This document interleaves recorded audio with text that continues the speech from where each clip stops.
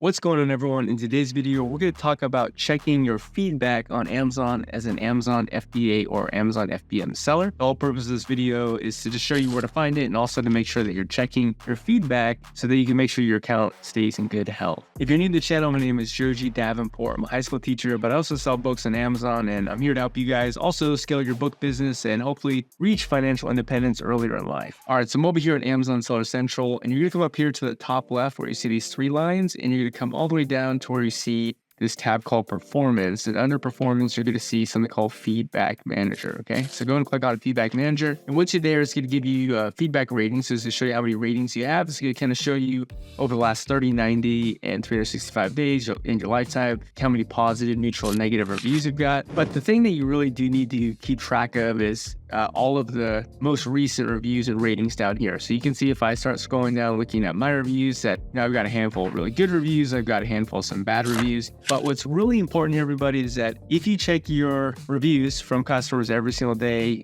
and you get, let's say, a review that technically violates TOS, Amazon's TOS, you can get it automatically removed. And there's no reason, absolutely no reason why you would want to have a negative review on your account, right? So if there's any possibility of getting that review removed, then you'd want to do so. And the best way to do that, the best practice for that, is to make sure that you're checking your reviews every day to make sure that you can get stuff removed if you need to. So you can see the last few reviews have been pretty good, 5 stars here. And then you can see actually a string of some bad reviews, but you'll see that all 4 of those, they've all been able to get scratched out because Amazon said that they'll take responsibility for it.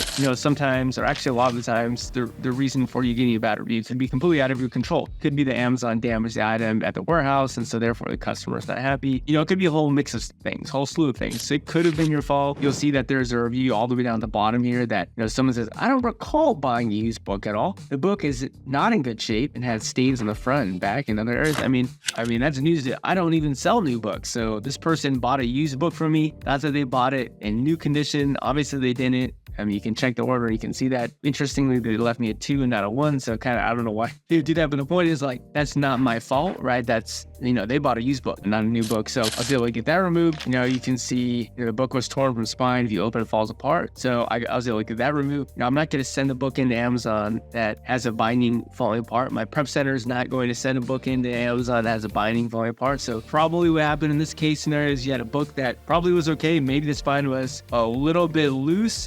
Not falling apart by any means. And that on the way to the Amazon FBA warehouse, those boxes that rattle around, they're moving around, employees are chucking them around, so maybe it came apart there. But what you need to do is, if you ever get a bad review, you're going to want to click the little drop down arrow here and make sure that you click request removal. And if you click that request removal, I think there's a little action button that says, hey, do you agree that this violates Amazon's term of service? I think you select yes. There's a little dialogue that pops up there. But essentially, anytime you get a bad review, you want to get it removed immediately, and you absolutely do not want to be checking too infrequently, because if you check too infrequently, you might get a bad review and you might come back a week or 2 weeks later and you might not be able to get the review removed anymore. In other words, there is a time ticking on getting a bad review removed. So you want to make sure that you really are fast acting on doing that. Now, the last major tip I have for you here is to bookmark Feedback Manager. And for that matter, also bookmark Health up here in the bookmark bar, to make that as easy as possible, right? One thing that you want to do, or I should say, the thing that I found to be really helpful in my life and business, just in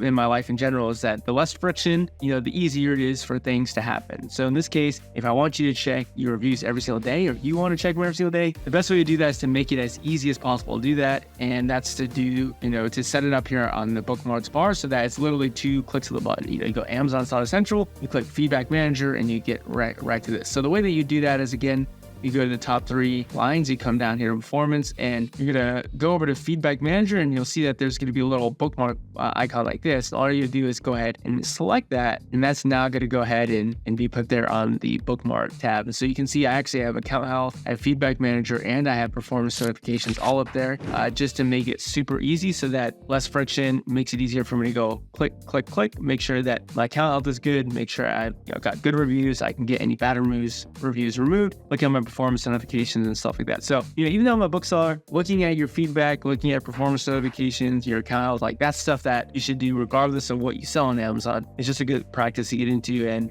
could really pay dividends down the road. I mean, imagine if a string of these bad reviews were left on my account. That'd be a bad thing. And one thing I really forgot to mention here is remember that, like, you might be looking at this and go, "Wow, Joji, you're a terrible seller. How do you have so many 2s and 1s on your account?" I mean, I do have tons of 5s as well, but the point is most people don't leave reviews on Amazon, and so you might sell 200, 300, 400 items and not even get a single review. And so it is a little bit of bias towards who's going to leave a review. Most of the time, person who's going to leave a review is someone who's not happy. And in this case, you might have 99 customers happy and 1 unhappy, but the unhappy person leaves a bad review. So that's why it's really important to make sure you're checking the reviews, because even though they happen infrequently, they do happen. And the last thing you want is for your feedback rating to drop, because if a customer is buying your book on Amazon and they see like 85% or 91% or 93%, it just doesn't look nearly as good as someone who says 100%, right? So if you can stay 100%, that's going to be a good thing.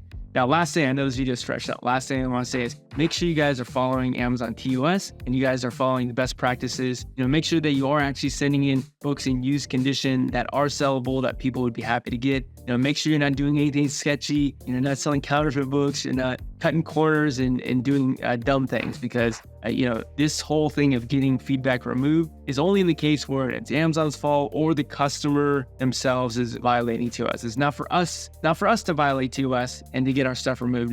It's to really protect us, right? It's Amazon makes mistakes, that the customer makes a mistake, that our account doesn't take a hit. So hope you guys enjoyed this video. I've got other content on my channel about how to flip books on Amazon. So if you're interested in that, make sure you check out the channel. Otherwise, that's all I got for you guys today. Have a good one and goodbye.